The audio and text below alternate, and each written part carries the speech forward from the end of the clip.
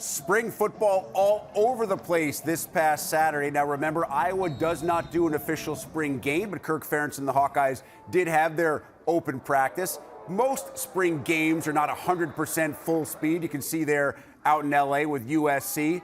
Illinois trying to stretch the field a little bit. A lot of holes to fill for Brett Bielema and company, more so on the defensive side this year than on the offensive side. And with that, welcome in Dave Wanstead, as promised, to discuss some of those spring storylines. And we went pretty deep with Sam Webb on Michigan, but you can never talk too much about the defending national champions and the three-time defending Big Ten champs, even with all the stars that are gone from last year's team. No, I agree. Sam did a great job, really, on some of the little points that get missed. The one thing that jumped at me, we talked about Sharon Moore getting the head coaching job. And this was a great opportunity for Ward Manuel, one, to evaluate live a future head coach. And it was a great job, obviously, for Coach Moore as an audition. 6 games, basically. 6 games. And you say, well, couldn't he just look at the results? No. I guarantee you, Ward, and I know Ward from when he was at Connecticut and I was at Pitt, he had an opportunity not just put the game plan aside. They're going to have good game plans, but he got a chance to see how Coach Moore reacts with the assistant coaches. Is he in the offense? Is he in the defense? Does he really care about special teams? Is that important to him? This type of stuff. How do the players respond, not after the game, but how about leading up to the game in that meeting?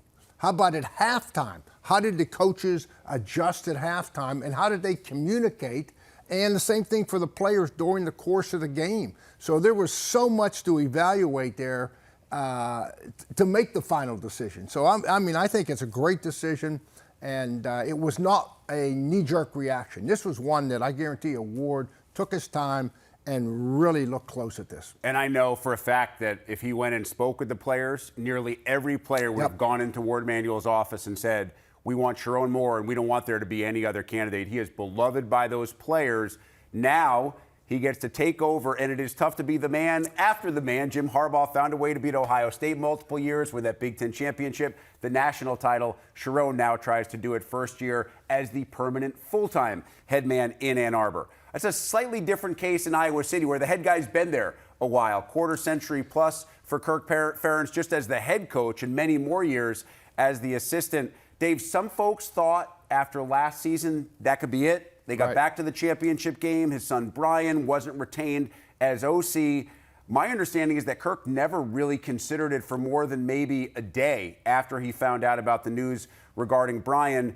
He just keeps on chugging, but this Iowa offense, it has to find something in this new look Big Ten. Yeah, and I believe they will. And Kurt, had a fantastic year last year. Nobody picked him to do, obviously. Coached his tail off. Oh, please. And his son, under those circumstances, they were all in. It was a great example of just staying focused and taking care of your job. And they bring in Tim Lester. That's the real story there. You know that with old Coach Parker there running the defense, that they're going to be solid on defense. They always are. A top defense, not just in the Big Ten. They might be better than they were last year. Oh, I think they will be better than they were last year because of that front seven. They were a young team. 2 years ago, they had 2 number 1 guys get drafted in the first round. This year, I think Cooper Lejeune will. He'll be a top pick. But the nucleus of this defense is back. But the story is Tim Lester, and everybody says, who's Tim Lester? We know his career, Western Michigan, then he's the head coach there. But if you look close, he's an ex-quarterback. He's done a great job of getting his quarterbacks to play at a high level. But you know what I looked at? First thing, is he committed to the running game? I can't believe that Kirk Ferentz is going to hire anybody that tells him, oh, I believe in the running game. Kurt's going to go and he wants facts. And at Western Michigan, one time he had the running back that led all FBS in touchdowns. He had another running back that was all conference 2 years in a row, was an All-American running back. Well, this is the misconception, right? Because Tim Lester leads a spread offense. People say, well, spread offense is just throwing the ball all over the place. When Ohio State won a national championship under Urban Meyer, that's a spread offense, and Ezekiel Elliott was pounding people with the rock in between the tackles. You can run spread and still be a tough running team. And they and he's going to do it. You know, I listened to an interview 2 days ago with Jay Higgins, the linebacker, and Jay made the comment. They asked him what's different in the spring, and he says, I'll tell you. He says, Coach Lester does a great job of misdirection. He says he'll have the linemen pulling one way to influence us and get us moving that way, but yet the ball's coming back the opposite way. And he talked about shifts and motions. These are type of things that I think that he can do to get the defense distracted, but yet now he's handing that ball off down the middle, and here we go. So it's going to be a change, obviously, but I trust Kirk Ferentz. I think every Iowa fan got to say, hey, this guy knows what he's doing. We're all in on Tim Lester and the type of style he's going to bring. We're not going to drop back and throw it 50 times. Well, they also need Cade McNamara to stay healthy. There were just too many quarterback issues a year ago. Different quarterback story out in L.A. for USC and Lincoln Riley. You lose the ultimate quarterback in Caleb Williams, the presumed #1 pick. Now, Miller Moss has talent. We saw it in the bowl game. We assume he's going to be the guy. And Dave, a bunch of young guys on the outside, but USC has speed to burn. Yeah, I talked to Matt Leinart yesterday, USC guy who does the college football for the Big Ten and Fox. And Matt made the comment, he says, the #1 thing, really, when you look at their team, this year they brought in 5 stars, 6 guys transferred out. There just hasn't been that continuity year after year after year. That's the first thing that I know Lincoln Riley. Hey, you want to get all the best players you can, but if you got a young guy that's talented, that's what Nick Saban did. He would recruit players. They might not be the star or the starter, but they were going to be a great player, and he found a way to keep them. Tua, they're a great example, Tua. And so I think that Lincoln Riley is addressing that. The biggest storyline is the defense.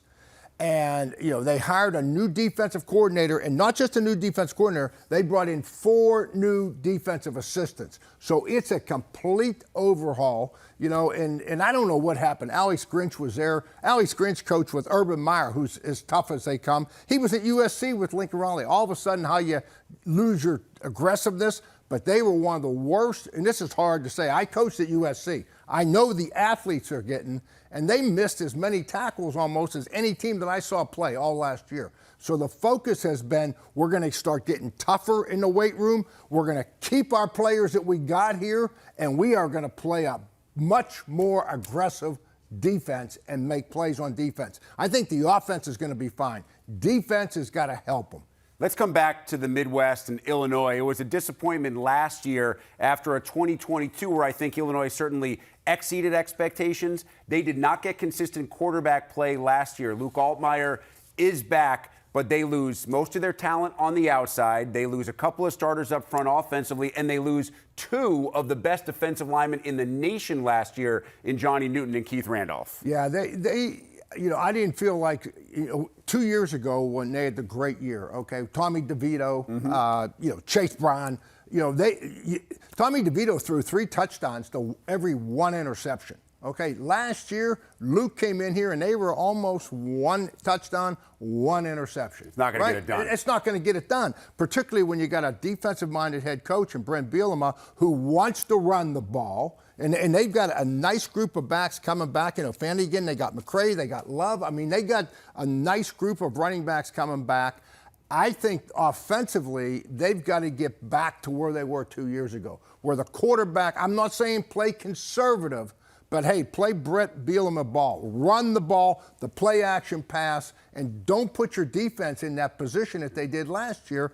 I think they'll improve. They've got to get back, though. That's got to be their DNA. That's got to be the blueprint for winning. If they try to do anything else, I don't feel good.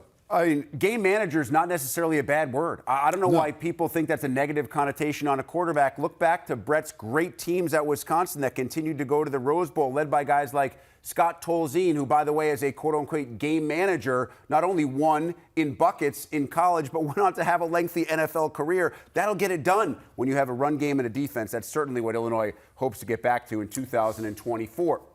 Plenty of intrigue still out there as spring ball winds down, wanting on what to expect from the new look Spartans. And how can David Braun outdo himself with the Cats? Those stories next on Big Ten Today.